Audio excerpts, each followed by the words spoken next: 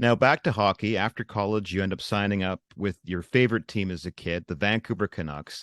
Not only that, you sign with the very same team that goes to the Stanley Cup final in 2011.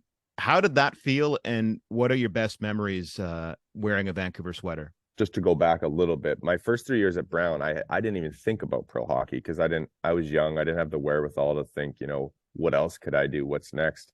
I just had a good time and I just enjoyed being a student athlete in the US college scene. And and it wasn't until after my junior year I had a talk with my assistant coach and he asked me, "You ever thought about playing pro hockey?" And I went back that to my room that night and I'm like, man, if I can do that, overcome the burn injury and come back and play hockey, then why can't I play in the NHL? And I went back to this visualization practice. And so why I'm telling you that is because what I teach now is this cinematic visualization. And I just, again, lived in this other reality almost. And I visualize all the time. And, you hear like manifestation. And so I created this ending of this movie in my head and I just lived it every day. And that was stepping onto the ice, for my first NHL game.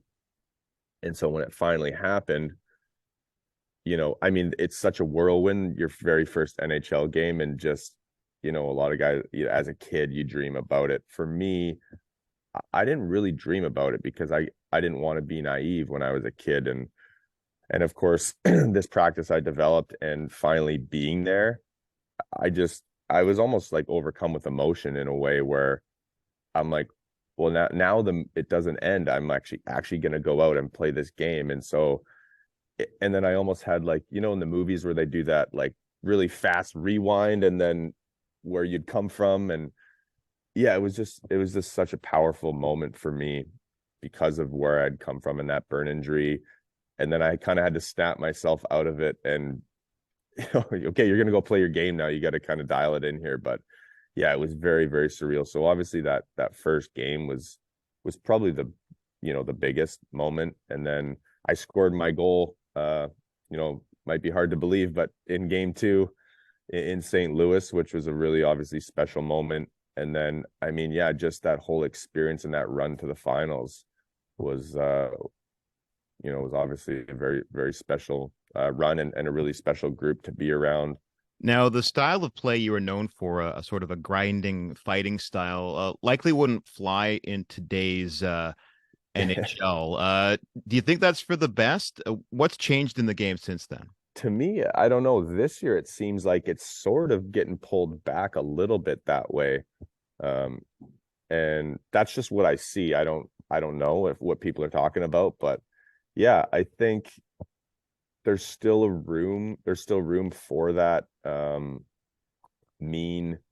It doesn't have to be fighting, but just being mean and playing with that edge. I think that's maybe what was missing a little bit, say 5 years ago. I know that when I go see junior hockey and above, I think that was really missing. And then I think you're starting to see that flip a little bit, especially in the NHL. Like I said, just that guys are mean. And I have seen more fighting. I don't know if again, is that related?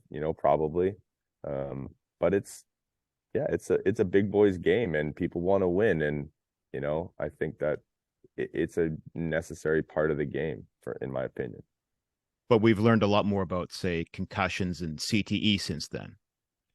So the headshots and stuff, I agree with totally. And I was never a big proponent of the staged fighting. It, you know, it did it serve a purpose? We could probably debate that forever, but yeah, I'm okay to get rid of that. But I think it has a place, again, for policing the game and keeping guys honest. But yeah, the headshots and the awareness around CTE and concussions, absolutely. I like a lot of guys, I could, list a lot of concussions that went undiagnosed and that, I just played through because there wasn't enough awareness around it. And this is dating even way back before my pro hockey career. And so, Yeah, again, I don't what the stats are on how many concussions are from fighting versus hitting. I think it's pretty skewed towards hitting, right? And again, we could probably talk about this and debate it forever, but I think we if there's some sort of happy medium there, and maybe there isn't, and that's where the endless debate will continue. But I do think it serves a purpose. I do think we've gotten to a better place with headshots and concussion awareness for sure.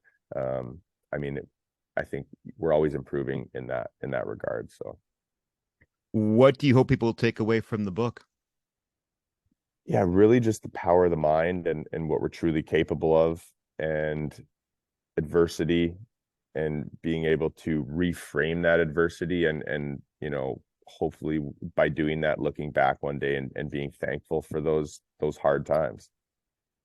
I see there's a full 12-week course at the end of the book as well. So you kind of lay it all out there how to do it. I mean, I tell people, like we had just talked about, I wouldn't have made the NHL without, this through this injury. I discovered this practice.